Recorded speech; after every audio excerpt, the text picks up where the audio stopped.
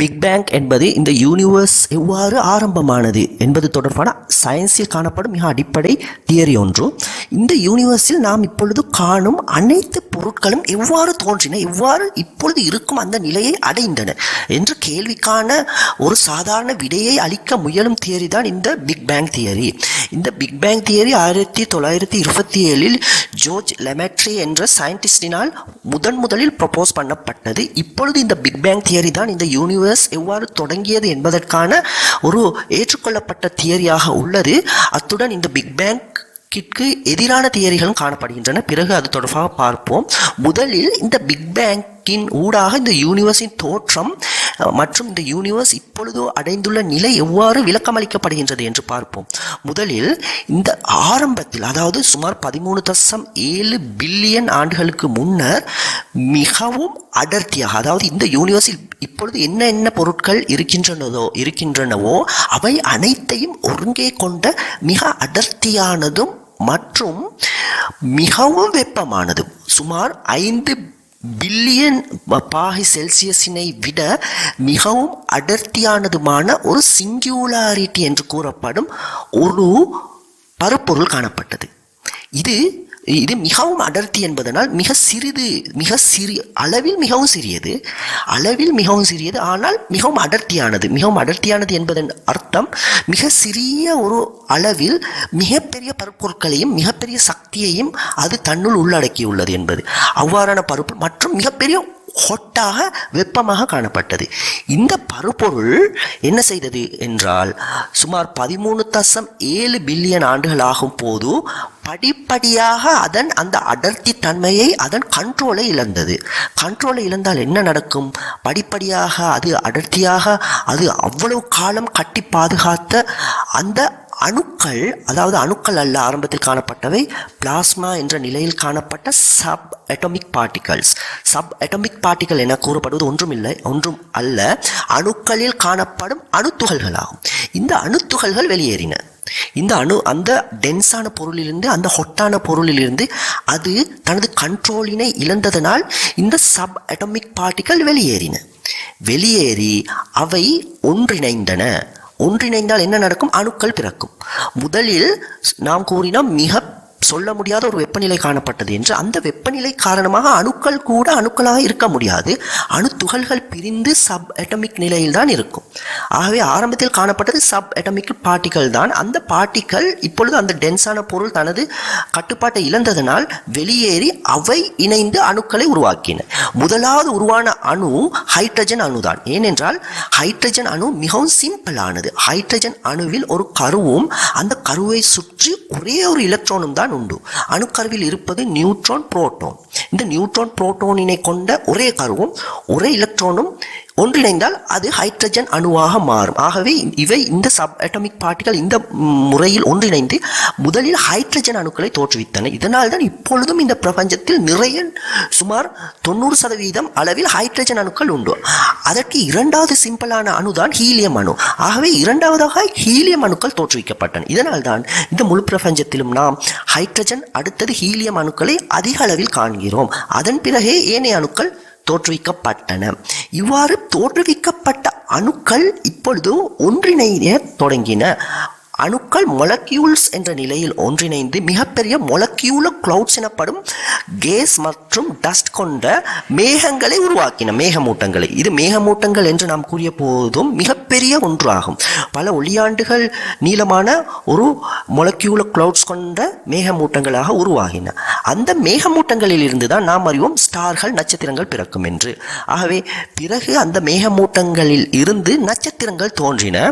இவ்வாறு தோன்றிய நட்சத்திரங்கள் அவற்றின் மாஸ் எனப்படும் அவற்றின் பாரத்தை அடிப்படையாக கொண்டு இந்த ஸ்பேஸ் டைமை வளைத்தன.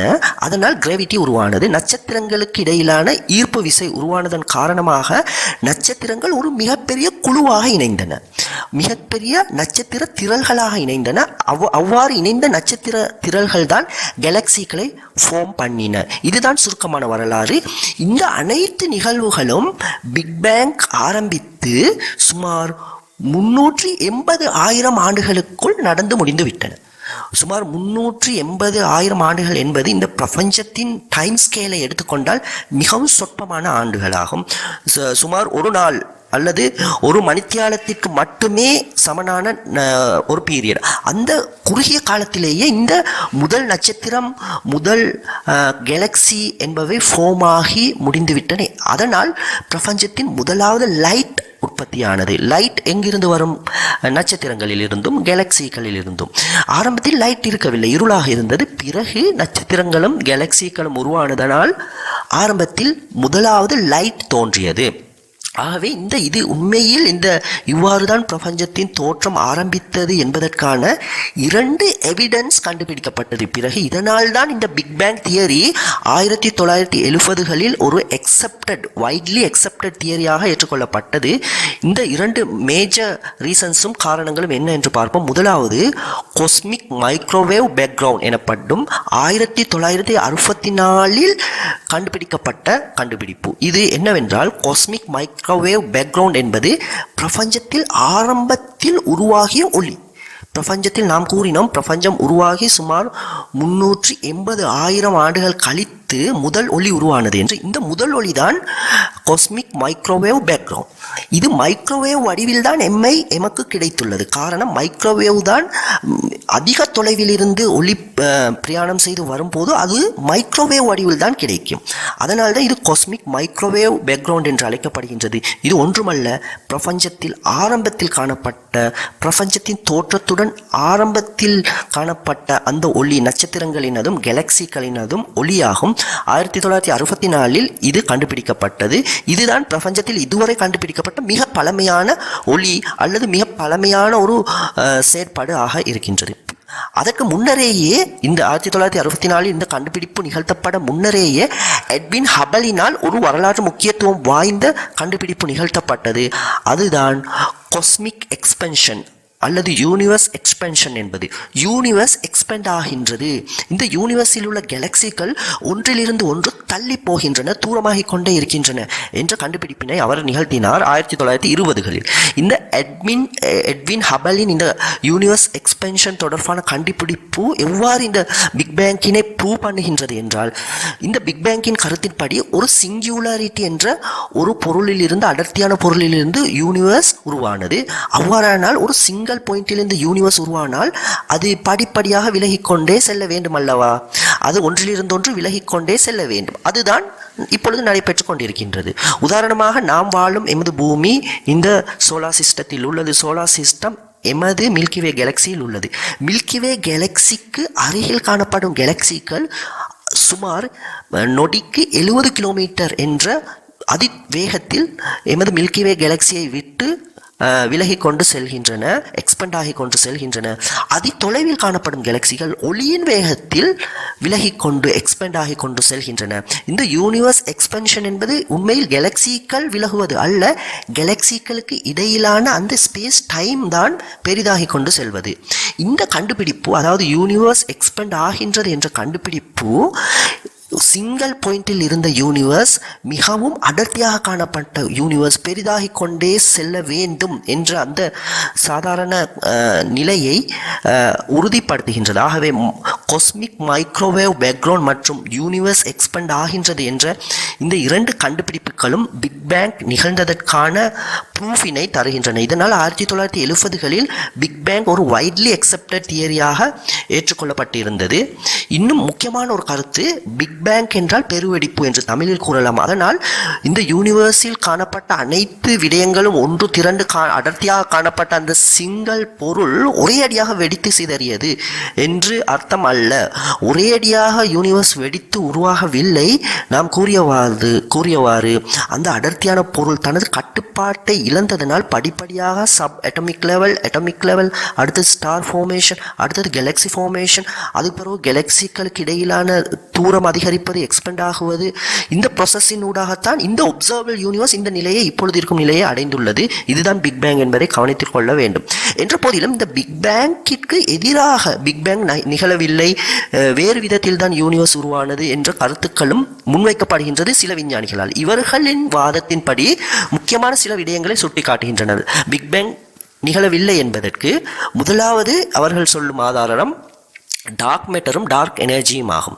இந்த டார்க் மேட்டர் இந்த கேலக்சிகளை எடுத்துக்கொண்டால் அந்த கேலக்சிகளில் அதிக பாரத்தை சுமார் 27% டார்க் மேட்டர் தான் யூனிவர்ஸில் உண்டு. அது ஒரு பாரமான சாதாரணமாக ஒரு நட்சத்திரம் மாதிரியே ஒரு மாஸ் உள்ள ஒரு பொருள், ஏனைய நட்சத்திரங்களையோ பொருட்களையோ ஊடுருவ விடும் ஒரு பொருள் என்றாலும் அது இருக்கிறது என்று தெரியும். அதுதான் இந்த யூனிவர்ஸை கிராவிட்டி மாதிரி ஷேப் பண்ணுகிறது. இந்த யூனிவர்ஸில் உள்ள கேலக்சிகளில் நட்சத்திரங்களை சரியான வடிவமைக்கின்றது டார்க் மேட்டர். இது அனைத்தும் தெரியும். ஆனால் இந்த டார்க் மேட்டர் காணவோ ஆராயவோ சிந்திக்கவோ முடியாது. இது என்ன என்று தெரியாது. ஆகவே அது மாதிரி தான் இந்த டார்க் எனர்ஜி தான் இப்பொழுது அந்த யூனிவர்ஸ்களை ஒரு அந்த ஸ்பேஸ் டைமை பெரிதாக்கி கொண்டு செல்கின்றது. ஸ்பேஸ் டைமில் இருப்பது தான் டார்க் எனர்ஜி. இதுதான் கேலக்சிகளுக்கு இடையிலான அந்த எக்ஸ்பென்ஷனை, அந்த தூரம் அதிகரிப்பதற்கு காரணமாக இருக்கின்றது என்று கண்டுபிடிக்கப்பட்டுள்ளது. அது இருக்கின்றது என்று தெரியும். அதுவும் என்னவென்று தெரியாது. அந்த எனர்ஜி என்னவென்று தெரியாது. ஆகவே இங்கு கேட்கப்படும் கேள்வி என்னவென்றால், இந்த டார்க் மேட்டரும் டார்க் எனர்ஜியும் இந்த யூனிவர்ஸின் பிக் பேங்கினால் உருவாகி இருந்தால் இந்த பிக் பேங் தான் அதனை தோற்றுவித்ததா என்பது. பிக் பேங் அதனை தோற்றுவித்து இருந்தால் அது பிக் பேங் எவ்வாறு அதனை தோற்றுவிப்பது சாத்தியம்? இப்பொழுது பிக் பேங் சாதாரண மேட்டரையும் எனர்ஜியையும் எவ்வாறு உருவாக்கியது, சப் அட்டமிக் பார்ட்டிகளில் இருந்து நட்சத்திரம் வரை கேலக்சி வரை எவ்வாறு உருவாகியது என்று பிக் பேங் விளக்கம் அளிக்கின்றது. ஆனால் டார்க் மேட்டர் டார்க் எனர்ஜி குறித்து அது எதனையும் கூறவில்லை. ஆகவே பிக் பேங் நடந்திருக்க முடியாது. இந்த டார்க் எனர்ஜி டார்க் மேட்டர் இருப்பது பிக் பேங் நடந்திருக்க முடியாது என்ற வாதத்தை முன்வைப்பதற்கு காரணமாகின்றது. அது மாதிரி தான் இன்னொன்று ஆன்டிமேட்டர் எனப்படுவது. ஆன்டிமேட்டர் என்றால் ஒன்றுமல்ல, இந்த பிக் பேங் தோன்றியதற்கு காரணமாக மெட்டர் எனர்ஜி உள்ளது தானே, அந்த மெட்டர் எனர்ஜிக்கு எதிரான ஒரு மெட்டர் எனர்ஜி தான் ஆன்டிமேட்டர் எனப்படுவது. அதாவது பிக் பேங்கை நாம் கூறினோம், அணுக்கள் இணைந்து அந்த மேகமூட்டங்களை உருவாக்கி மேகமூட்டங்களினூடாக ஸ்டார்கள் கேலக்சிகள் தோன்றின என்று. அந்த அணுக்களில் உள்ள மெட்டர் எனப்படும் சப் அட்டமிக் பார்ட்டிகல்ஸ் அதற்கு ஒப்போசிட்டான சப் அட்டமிக் பார்ட்டிகளும் இருக்கலாம், உருவாகி இருக்க வேண்டும். ஏனென்றால் ஒரு அட்டமை நாம் எடுத்துக்கொண்டால் அந்த அட்டமில் எலக்ட்ரான்ஸ் நெகட்டிவ் சார்ஜினை கொண்டிருக்கும், அதனால் பாசிட்டிவ் சார்ஜ் கொண்ட எலக்ட்ரானை கொண்ட அட்டம்ஸும் இருக்கலாம். இதுதான் ஆன்டிமேட்டர் என்று கூறப்படும். இந்த ஆன்டிமேட்டரினையும் கட்டாயம் இந்த பிக் பேங் உருவாகி இருக்க வேண்டும். ஏனென்றால் எந்த ஒன்றிற்கும் ஆப்போசிட்டான ஒன்று உருவாகி இருக்க வேண்டும் தானே. அதனால் இந்த யூனிவர்ஸின் தோற்றம் பிக் பேங்கினால் உருவாகி இருந்தால் ஆன்டிமேட்டரும் உருவாகி இருக்க வேண்டும். அவ்வாறு உருவாகினால் அந்த ஆன்டிமேட்டர் எங்கே? ஏன் எமக்கு அந்த ஆன்டிமேட்டர் இருப்பதை ப்ரூவ் பண்ண முடியாமல் இருக்கின்றது? கட்டாயம் பிக் பேங் ஆன்டிமேட்டரினை உருவாக்கி இருக்க வேண்டும். அவ்வாறு உருவாகி இருந்தால் அது எங்கே? அது இல்லை என்றால் பிக் பேங்கும் நடக்கவில்லை போன்ற ஒரு ஆர்கியூமெண்ட்டும் முன்வைக்கப்படுகின்றது. அத்துடன் கடைசியாக இப்பொழுது புரட்சிகரமான ஜேம்ஸ் வெப் தொலைக்காட்டியின் சில கண்டுபிடிப்புகளும் பிக் பேங் உண்மையா என்ற கேள்வி எழுப்பியுள்ளது. அதாவது பிரபஞ்சத்தின் ஆரம்பத்திலே, இந்த பிரபஞ்சம் சாதாரண முறையில் பிக் பேங் விளக்கம் அளிப்பது படி ஆரம்பத்தில் பெரிய கேலக்சிகளோ பெரிய நட்சத்திரங்களோ இருக்க முடியாது. படிப்படியாக அல்லவா பிக் பேங் விருத்தி அடைந்து கொண்டு சென்றதாகவே சிறிய ஸ்டார் சிறிய கேலக்சிகள், பிறகுதான் பெரிய ஸ்டார் பெரிய கேலக்சிகள் வர வேண்டும். ஆனால் ஆரம்பத்திலேயே பெரிய கேலக்சிகளும் ஸ்டார்களும் இருந்ததற்கான கண்டுபிடிப்பினை இப்பொழுது இந்த ஜேம்ஸ் வெப் நிகழ்த்தியுள்ளது. இதுவும் பிக் பேங் உண்மையில் நிகழ்ந்ததா அல்லது வேறு ஏதாவது ப்ராசஸ் தான் நிகழ்ந்து கொண்டிருக்கின்றதா இந்த யூனிவர்ஸின் இருப்பிற்கு என்றும் சில விஞ்ஞானிகளினால் ஆர்கியூமெண்ட்ஸ் முன்வைக்கப்படுகின்றன. எது எவ்வாறு இருந்த போதிலும் இப்பொழுது சயின்ஸில் இந்த யூனிவர்ஸின் தோற்றம், இந்த யூனிவர்ஸ் எவ்வாறு இயங்குகின்றது, எவ்வாறு தோன்றியது, யூனிவர்ஸ் இந்த நிலையை எவ்வாறு அடைந்தது என்பதற்கான முக்கியமான விடைகளாக இந்த பிக் பேங் தான் இப்பொழுதும் சயின்ஸில் வைட்லி அக்செப்டட் தியரியாக இருக்கின்றது. இது மாதிரியான சயின்ஸில் உள்ள மிக முக்கியமான தியரிகளை அறிந்து கொள்வதற்காக, சிம்பிளான முறையில் அறிந்து கொள்வதற்காக தொடர்ந்தும் எமது சேனலுடன் இணைந்திருங்கள்.